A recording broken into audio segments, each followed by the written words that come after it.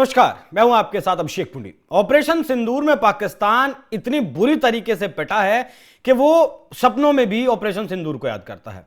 कोई भी press conference होती है, कोई भी नेता की बयानबाजी होती है तो वो ऑपरेशन सिंदूर को याद करता है, क्योंकि पिटाई इतनी बुरी तरीके से था। आज आपको बताऊंगा किस तरीके से 40 बार ऑपरेशन सिंदूर की कार्रवाई के दौरान पाकिस्तान की तरफ से, ट्रंप से या फिर उनके आला अधिकारियों से बात करने की कोशिश की गई, जिससे कि इस लड़ाई को, भारत के हमलों को, भारत जो जवाब दे रहा था उसे रुकवाया जा सके। कैसे अब पाकिस्तान की तरफ से एक प्रेस कॉन्फ्रेंस में यह कहा गया है कि भारत और अफगानिस्तान की जो दोस्ती चल रही है वो दोनों अगर एक साथ भी आ जाएं तो फिर उन्हें ऐसा मजा चखाया जाएगा कि अगर मजा नहीं आया तो पैसे वापस कर दिए जाएंगे। साथ में आपको बताऊंगा पिछले 2025 में अकेले पाकिस्तान में कितने आतंकवादी हमले हुए हैं, कितने लोग मारे गए हैं, और आतंकी फैक्ट्री चलाने वाला पाकिस्तान भारत के ऊपर आरोप लगा रहा है कि भारत पाकिस्तान में आतंकवाद फैला रहा है। काबुल के तालिबान प्रशासन और नई दिल्ली के गठजोड़ बता दिया, जो मतलब काबुल और दिल्ली का गठजोड़, उन्होंने बता दिया कि पाकिस्तान में ये दोनों मिलकर आतंकवाद फैला रहे हैं। पाकिस्तान का ISPR डीजी ने अपनी प्रेस कॉन्फ्रेंस में दावा किया कि भारत अफगानिस्तान में पाकिस्तान विरोधी चरमपंथियों को खुला समर्थन और फंडिंग कर रहा है। उन्होंने दावा यह भी किया कि भारत और अफगान तालिबान पाकिस्तान के खिलाफ एक हैं। ये जो प्रेस कॉन्फ्रेंस करने के लिए आए थे, उन्होंने कहा कि TTP और भारत के बीच गठजोड़ पूरी तरीके से बेनकाब हो गया, जिससे क्षेत्रीय स्थिरता को सीधा खतरा पैदा हो गया। पाकिस्तानी सेना का यह बयान 4 जनवरी को बीजिंग में जो मुलाकात हुई थी विदेश मंत्रियों की ओर, उसमें जो फटकार लगाई गई है 7वीं चीन पाकिस्तान विदेश मंत्रियों की रणनीतिक बातचीत के बाद ये प्रेस कॉन्फ्रेंस आई है। चीन ने किस तरीके से डांटा है, फटकारा है और कहा है कि अगर मतलब जिंदा रहना है तो बात मान लो, नहीं तो फिर तुम्हारा जो होगा उसका अंदाजा खुद तुम्हें नहीं है। उसके बाद पाकिस्तान ने अपने अब्बा, सबसे बड़े अब्बा कह सकते हैं, चीन को खुश करने के लिए भारत पर इस तरीके के आरोप लगाए हैं। एक बार मैं चाहूंगा कि आप वो बयान सुने, उसके बाद सिलसिलेवार ढंग से इस बयान का पूरा विश्लेषण करेंगे। सुनवाइएगा जरा। तो ये 2026 कैसा होगा? It will depend on how we stand, how we react, because जो दूसरी तरफ है उसकी विल तो क्लियर है। वो जो हिंदुस्तान है उसने तो आपको नहीं तस्लीम करना, उसे तो आपके वजूद से बिल्कुल, उसको आपके वजूद को तस्लीम करने को तैयार नहीं है। वो कह रहा है enemy of my enemy is my friend. वो कहता है मैं इस तरह भी आऊंगा, मैं डायरेक्ट भी आऊंगा। तो ये जो आपकी तकदीर है ये मेरे और आपके और हम सब के हाथ में है, और हमारी लीडरशिप के पास मुकम्मल क्लैरिटी है, चाहे वो पॉलिटिकल लीडरशिप है, मिलिट्री लीडरशिप है, और हमारे अवाम के पास भी क्लैरिटी है। और मैं हमेशा कहता हूं और हम कहते हैं कि ये पाकिस्तान जो है एक अल्लाह का तोहफा है, इस पे अल्लाह की बड़ी बरकत है। तो ले आओ जो तुमने करना है, दाएं से आना है, बाएं से आना है, ऊपर से आना है, नीचे से आना है, इकट्ठे आना है, किसी के साथ आना है। एक बार मजा ना करा दिया ना तो पैसे वापस, ठीक है ना। असल में मसला यह है कि पाकिस्तान को अंदाजा हो चुका है कि अब उसकी पिटाई होने वाली है, भयंकर पिटाई होने वाली है।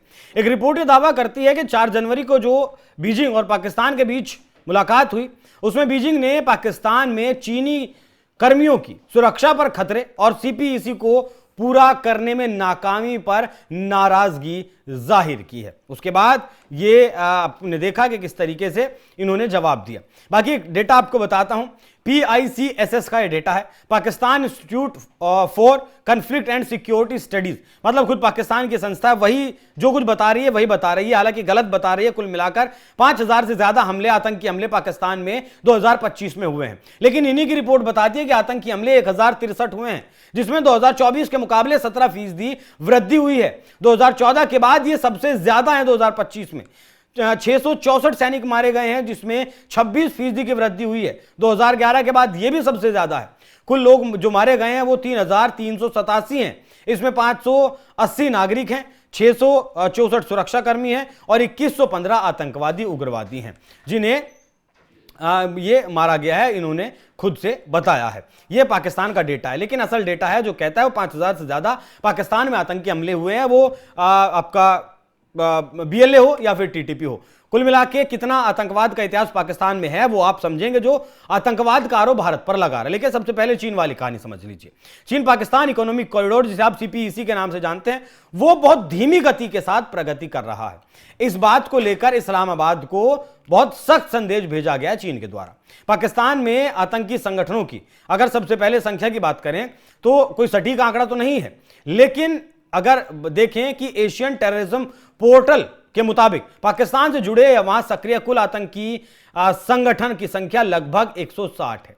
इनमें से जो प्रतिबंधित हैं या फिर प्रोस्क्राइब्ड संगठन है वो 85 हैं, मतलब दुनिया की नजर में प्रतिबंधित हैं, बाकी पाकिस्तान में तो धड़ल्ले से चल ही रहे हैं। सक्रिय संगठन आज भी 47 हैं, निष्क्रिय 27 हैं। आज भी शांति वार्ता किसी के साथ नहीं चल रही। इनमें जैसे लश्कर ए तैयबा है, जैश ए मोहम्मद है, तहरीक तालिबान पाकिस्तान है। तहरीक तालिबान पाकिस्तान तो पाकिस्तान का सबसे बड़ा आतंकी संगठन है। लश्कर ए झांगवी है, बलूचिस्तान लिबरेशन आर्मी को तो इन्होंने यूएन में आतंकी संगठन घोषित करवा दिया। संयुक्त राष्ट्र सुरक्षा परिषद यूएनएससी ने पाकिस्तान में आधारित या मुख्य रूप से सक्रिय कई संगठनों को आतंकी घोषित किया, जिनकी संख्या लगभग 10 से 12 है। इनमें प्रमुख है लश्कर ए तैयबा, जैश ए मोहम्मद, तहरीक तालिबान पाकिस्तान, लश्कर ए झांगवी, हरकत उल मुजाहिदीन, अल कायदा इन इंडियन सब कॉन्टिनेंट, जमात उल अरहार, तारिक गिदार ग्रुप, हिजबुत तहरीर और आपका रियाद उस सलेदीन ब्रिगेड। तो इस तरीके के बहुत सारे यूएन की 1267 समिति के तहत अल कायदा और ISIL से जुड़े आतंकी सूची में शामिल हैं। ये वो पाकिस्तान है जो भारत के ऊपर आतंकवाद, पाकिस्तान में जो आतंकवाद है उसे फंड करने का या फिर उसे प्रोत्साहित करने का आरोप लगा रहा है, जिसके खुद के दामन में जितने छेक हैं जिसका अंदाजा नहीं लगा सकता, वो पाकिस्तान भारत के ऊपर उंगली उठा रहा है। अब एक और कहानी समझिए। चीन पाकिस्तान इकोनॉमिक कॉरिडोर की शुरुआत अप्रैल 2015 में हुई थी। 2024 में इसे पूरा हो जाना था। यह चीन से चलकर ग्वादर पोर्ट से चीन को आपका यूरोप का पूरा एंट्री चाहिए था, यूरोप तक सामान बेचने के लिए जाना था, लेकिन 2025 खत्म हो गया, यह पूरा नहीं हो पाया। अभी भी लगभग 50% काम बाकी है। जब चीनी राष्ट्रपति शी जिनपिंग और पाकिस्तानी प्रधानमंत्री नवाज शरीफ ने 51 समझौतों पर सिग्नेचर किए थे। यह बेल्ट एंड रोड इनिशिएटिव, जिसे BRI के नाम से आप जानते हैं, उसका हिस्सा है, जो शिनजियांग से शुरू होता है। चीन का यह प्रांत है शिनजियांग प्रांत, और ग्वादर पोर्ट तक सड़क, रेल, ऊर्जा और अन्य परियोजनाओं से जुड़ा था। सीपीएसी पूरा क्यों नहीं हो पा रहा? इसके बहुत सारे कारण हैं। सुरक्षा की चुनौतियां हैं। पाकिस्तान में आतंकी हमले विशेष तौर पर चीनी कामगारों और परियोजनाओं पर होते रहते हैं, जिसके बाद चीनी सैनिकों, अगर 4 सैनिक जाते हैं तो 40 सैनिक उनकी सुरक्षा के लिए जाते हैं, तब वो काम कर पाते हैं। उन्होंने अब चीनी कामगारों ने काम रोक दिया। भाई जान से ज्यादा थोड़ी कुछ भी है। बलूच विद्रोही और टीटीपी जैसे समूहों के हमलों से कई प्रोजेक्ट फिलहाल रुके पड़े हैं। आर्थिक और रणनीतिक मुद्दे भी हैं। पाकिस्तान की आर्थिक अस्थिरता, कर्ज का बोझ, राजनीतिक अशांति और कुशल प्रबंधन की कमी से परियोजनाओं में लगातार देरी चल रही है। चीनी निवेश लगातार कम हो रहा है क्योंकि पाकिस्तान समय पर फंड, सुरक्षा और डेडलाइन नहीं दे पा रहा है। बाकी की बात करें, बलूचिस्तान में संसाधनों की लूट का आरोप बलोच लगाते हैं और वो अब बलूचिस्तान में काम नहीं चलने दे रहे हैं। खैबर पख्तूनख्वा में ये तालिबान वाले काम पूरा नहीं होने दे रहे हैं, इसीलिए ये पूरा नहीं हो पा रहा है और चीन की फटकार लगातार चल रही। ये वो लिस्ट है जिसमें ऑपरेशन सिंदूर के दौरान पाकिस्तान ने 40 बार बात करने की कोशिश की थी, 40 बार से ज्यादा के मालिक किसी भी तरीके से युद्ध रुकवा दीजिए, भारत बहुत ज्यादा मार रहा है, लेकिन उसके बावजूद भी कुछ नहीं हुआ। यह लिस्ट फिलहाल सोशल मीडिया पर वायरल है। अंतर्राष्ट्रीय दबाव ने भी इस प्रोजेक्ट को प्रभावित किया है। 2025 तक कई प्रमुख प्रोजेक्ट, ML1 रेलवे के जो प्रोजेक्ट हैं वो अभी भी आधार में लटके हुए हैं।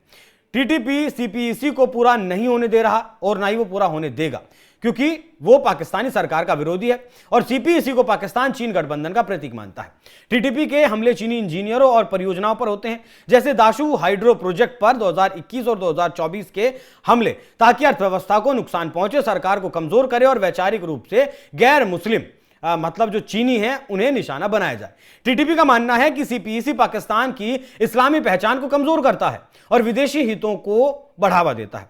इससे सीपीईसी की सुरक्षा लागत बढ़ जाती है और चीनी कंपनियां हिचकिचाती हैं। 4 जनवरी 2026 को बीजिंग में हुई 7वीं चीन पाकिस्तान विदेश मंत्रियों की रणनीति, इसी पर जो बातचीत हुई, इसी पर पूरी तरीके से निर्भर करती है।